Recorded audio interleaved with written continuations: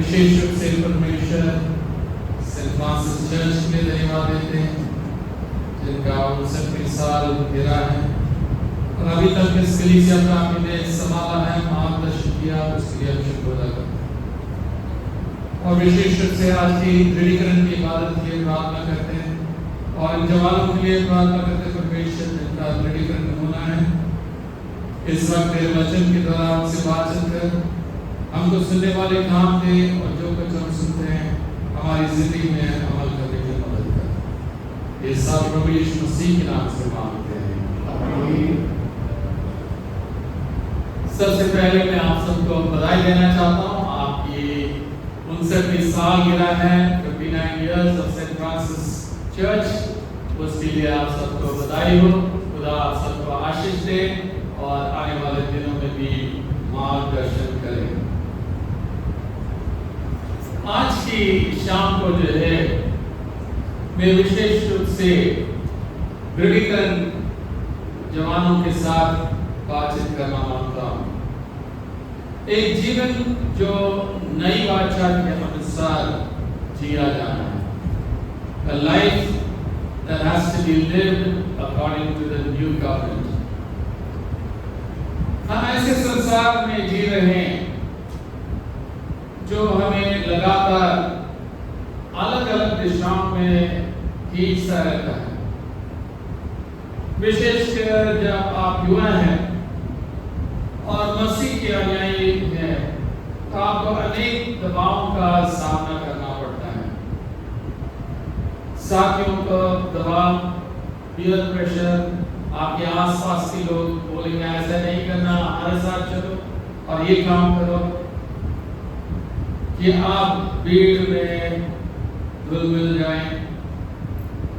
उत्पीड़न जब आप अपने विश्वास से दृढ़ करे रहते हैं, इस संसार के आकर्षण जो सुख और सफलता का वादा करता है या करियर की दौड़ है जो बहुत आसानी से हमारे जीवन का केंद्र बन सकती है, ये सब शक्तियां हमें संसार के सांचे में डालने के लिए कोशिश करती है और हमारे सच्चे बुलाहट से भटका देती है कि हम पूरे मन से यीशु का अनुसरण करना है। दृढ़ीकरण में हमें स्मरण कराना है कि अब हम पुराने तरीकों से नहीं जीते हैं, हम मसीह की नया वाचा में भागी है। परमेश्वर की व्यवस्था जब हमारे हृदय में लिखी है, उसका आत्मा हमारे भीतर वास करता है और हमें अलग ढंग से जीने के लिए बुलाया गया है। इस बदलती हुई मूल्य प्रणालियों और निरंतर प्रलोभनों को दुनिया में दृढ़ीकरण का ये क्षण है जब आप कहें मैं यीशु का हूँ और मैं अपना जीवन उसकी नई वाचा के अनुसार प्रेम, सत्य और क्षमा में जीऊंगा। आज का जो सर्मन जो है विशेष रूप से यिर्मयाह नबी 31 से 34 के ऊपर हम ध्यान देंगे। और यिर्मयाह नबी जो है प्रभु यीशु मसीह के आगमन से करीब 700 साल पहले काम कर रहे हैं। 620 ईसा पूर्व से फिर जब बाबुल में गए हैं वहां पे भी वो सेवा कर रहे हैं। और यह परमेश्वर जो है कि जब ये लोग बाबुल में थे, गुलाम थे, उसी वक्त जो है यह परमेश्वर एक भविष्यवाणी यिर्मयाह नबी के द्वारा बता रहे हैं। और ये लिखा है फिर यावे की ये भी वाणी है, सुन ऐसे दिन आने वाला है जब मैं इज़राइल और यहूदा की घरानों से नई वाचा बांधूंगा। यावे परमेश्वर हमें बताता है कि आने वाले दिनों में दोनों इज़राइल और यहूदा के साथ एक नया वाचा बांधने वाला है। अगर आपको थोड़ा सा इजराइल के इतिहास मालूम है।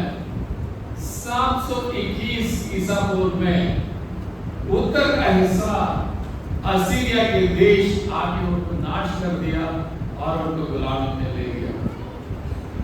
और 586 ईसा पूर्व में जो है बाबुल में ले गया है यहूदा के लोगों को। और इसलिए अभी भविष्यवाणी किया जा रहा है कि जो नई वाचा होगा यहूदा और इजराइल के साथ होगा।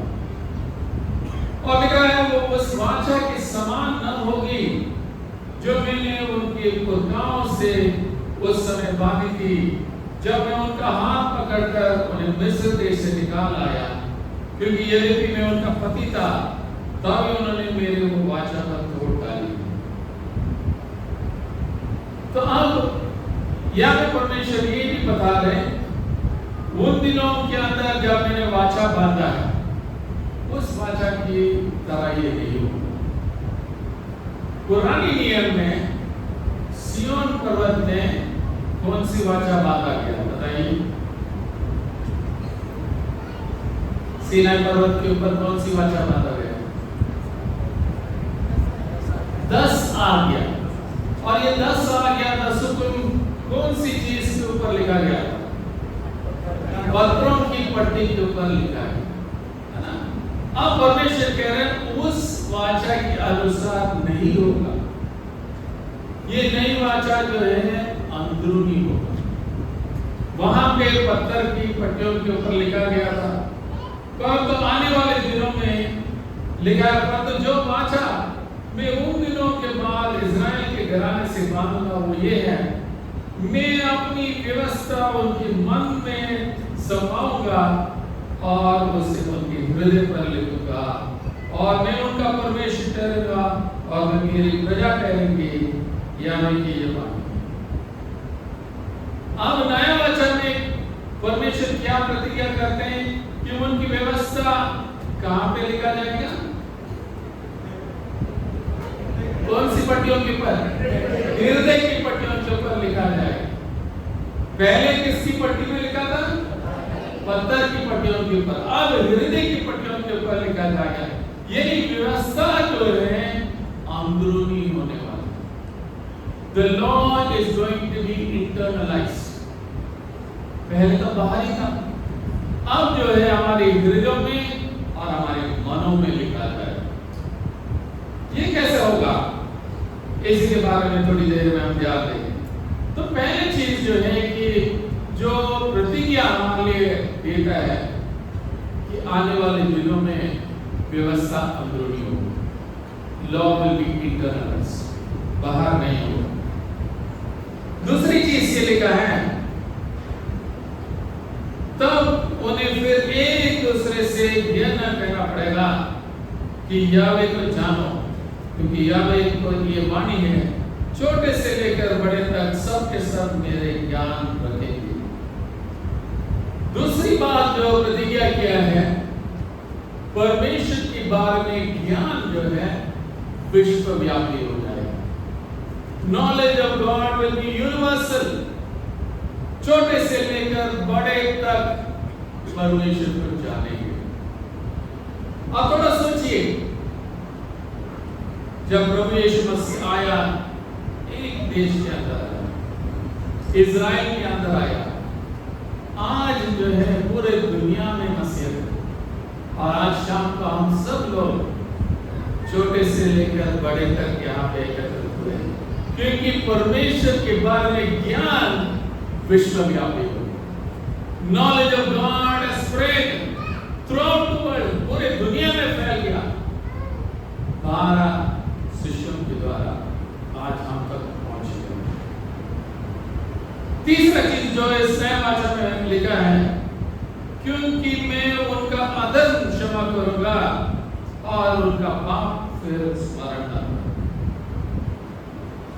पुराने नियम में पाप कैसे क्षमा किया जाता था बताइए? बलि के द्वारा, बलिदान के द्वारा बार बार बलि चढ़ाना पड़ता। अब जो है कि ये भविष्यवाणी है कि पूर्ण रूप से हमें पापों की क्षमा मिलने वाला है। ये तीन चीज इस नया वाचा के बारे में यिर्मयाह नबी भविष्यवाणी करता है। मसीह आने से काफी साल पहले भविष्यवाणी करता है। और प्रभु यीशु मसीह जब आते हैं इस दुनिया में, वो जो है इन तीनों चीजों को पूरा करते हैं। नया वाचा का जरूरत इसलिए था क्योंकि ये लोग बार बार उस वाचा को तोड़ रहे थे। वफादारी न निभाने, आज्ञा न मानने और विद्रोह करने से वाचा बार बार टूटती रही। इसलिए नया वाचा की जरूरत था। बाहरी रीति रिवाज करके उन्हें लगता था कि वो सही है, वो काफी है। और कई बार हम भी ऐसे ही सोच सकते हैं, रीति रिवाज में हम फंस जा सकते हैं और बार बार यीशु मसीह को तिरस्कार कर सकते हैं। परंतु एक नई वाचा में ये तीन चीजें प्रतिज्ञा है। क्या क्या चीज है? व्यवस्था अंदरूनी हो जाएगा। दूसरा, परमेश्वर की ज्ञान विश्वव्यापी हो जाएगा। तीसरा, पापों की क्षमा पूर्ण रूप से। तीनों चीज जो है इस वाचा में हमारे लिए बताए गए। और यीशु मसीह अपनी जीवन और मृत्यु और पुनरुत्थान के द्वारा इस वाचा को पूरा किया। लूका 22:20 में जब आखिरी बोझ अपने चेलों के साथ मसीह का आ रहा था, लिखा है इसी रीति से उसने ब्याने के बाद कटोरा भी ये कहते हुए दिया कि ये कटोरा मेरे उस लहू में जो तुम्हारे लिए बहाया जाता है नई वाचा है। ये नई वाचा है। यीशु मसीह की मृत्यु और पुनरुत्थान के द्वारा उनके लहू बहाने के वास्ते जो है ये नई वाचा बांधा गया है।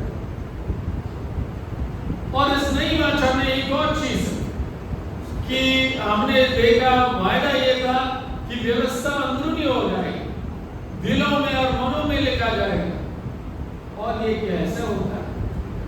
क्योंकि पवित्र आत्मा हमारे दिया जाता है। योना की इंजील में जो पढ़ाया गया, योना 14:15 से 17 में, कि एक सहायक आपके लिए होगा। I will give you a helper। आप अकेला नहीं है इस दौड़ में, पवित्र आत्मा आपके साथ रहेगा। योना 14:24 में लिखा, परंतु सहायक अर्थात पवित्र आत्मा जिसे पिता मेरे नाम से भेजेगा, वो तुम्हें सब बातें सिखाएगा और जो कुछ मैंने तुमसे कहा है वह सब तुम्हें स्मरण कराएगा। पेंटेकोस्ट का दिन जो है पवित्र आत्मा हर एक विश्वास को दिया गया। उस दिन से आज तक जितने भी लोग सुसमाचार को सुनते हैं, सत्य का वचन को सुनते हैं और विश्वास करते हैं, पवित्र आत्मा की छाप उनके ऊपर लगता है। सुसमाचार क्या है? यीशु मसीह आया, यीशु मसीह मरा, यीशु मसीह जी उठा, यीशु मसीह फिर से आने वाला। ये सत्य का वचन जो तुम्हारी उद्धार का सुसमाचार है। इफिसियों 1:13 में लिखा है, तुम्हारी उद्धार का सुसमाचार जिस पर तुमने क्या किया? विश्वास किया। जब हम विश्वास करते हैं, पवित्र आत्मा की छाप लगता है। पवित्र आत्मा की छाप हमारी ऊपर लग गया है और ये तीनों वायदा हमारे लिए पूरा हो चुका है। पापों की क्षमा पूर्ण रूप से मिलता है। और जब भी हम प्रभु भोज की सैक्रामेंट लेते हैं, हमें यही आश्वासन मिलता है कि हमारी पाप धुल गया है। एक नई शुरुआत हर संडे, हर वक्त जब प्रभु भोज लेते हैं, परमेश्वर हमारे लिए नई शुरुआत है। परमेश्वर के बारे में ज्ञान जो है विश्वव्यापी हो गया, पर आप और मुझे गवाही देना ताकि और भी लोग उनके राज्य में प्रवेश करें। परमेश्वर की व्यवस्था अंदरूनी हो गया पवित्र आत्मा के द्वारा, इसलिए हम उसके अनुसार चलना है।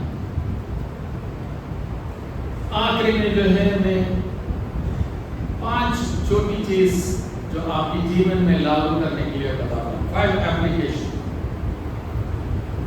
सबसे पहली चीज, हृदय में परमेश्वर की व्यवस्था को जगा दो। परमेश्वर की वचन को अपने हृदय में जगा दीजिए। वचन को रोज पढ़िए। अभी थोड़ी देर के बाद आप सबके सामने वायदा करेंगे मैं रोज बाइबल पढ़ूंगा। जब मैंने 23 लोगों से पूछा कितने लोग रोज बाइबल पढ़ते हैं, 3-4 हाथ ऊपर गए। तो जब तक परिवार में हम नहीं सिखाते हमारे जवानों को कि रोज बाइबल पढ़ना, क्योंकि यही हमारा रूहानी खुराक है। कई बार रूहानी उपवास हम 40 दिन के ऊपर रखते हैं, बाइबल पढ़ते ही नहीं। खाना तो 3 बार 4 बार भी खा लेते हैं, भूख लगती है, फिट रहना है। तो रूहानी रूप से अगर फिट रहना है, हमारे दिलों में परमेश्वर की व्यवस्था को जगा देना है। केवल नियमों का पालन दिखावे के लिए न करें, प्रार्थना करें, बाइबल पढ़ें और अपने विचारों, निर्णयों और आचरण में परमेश्वर को मार्गदर्शन करने के लिए। ये पहला चीज। दूसरी चीज जो है कि परमेश्वर को व्यक्तिगत रूप से जानो। परमेश्वर के साथ व्यक्तिगत संबंध बनाएं। अगर उनके साथ रिश्ता बनाना है, उनके साथ प्रार्थना करना और वचन पढ़ना बहुत जरूरी है। तभी हमारे रिश्ता जो है बढ़ेगा, नजदीक होगा, घनिष्ठ होगा। तीसरी चीज जो है, क्षमा के जीवन को अपनाएं। एक दूसरे को क्षमा कीजिए। कई बार हम क्षमा करने के लिए तैयार नहीं है। अपने लिए परमेश्वर की क्षमा को स्वीकार करें और दूसरों को भी क्षमा दें। शिकायतें न रखें, यीशु की तरह प्रेम दिखाएं। चौथी चीज जो है, विश्वास में दृढ़ रहें। आने वाले दिनों में जरूर परसिक्यूशन आएगा, दुख तकलीफ आएगा। यीशु मसीह ने बोला अपना क्रूस उठा के मेरे पीछे आओ। तकलीफ आएगा। जब आप स्कूल में हो या कॉलेज में हो या समाज आपकी मूल्यों के साथ समझौता करने के लिए दबाव डालते हैं, तो हम याद रखें कि आप परमेश्वर और उसकी वाचा के आगे में परमेश्वर की आपके दैनिक जीवन में परमेश्वर की चरित्र को दिखाएं। Reflect God's character in your life. आज आप वायदा कर रहे हैं और तो आने वाले दिनों में सच में परमेश्वर की चरित्र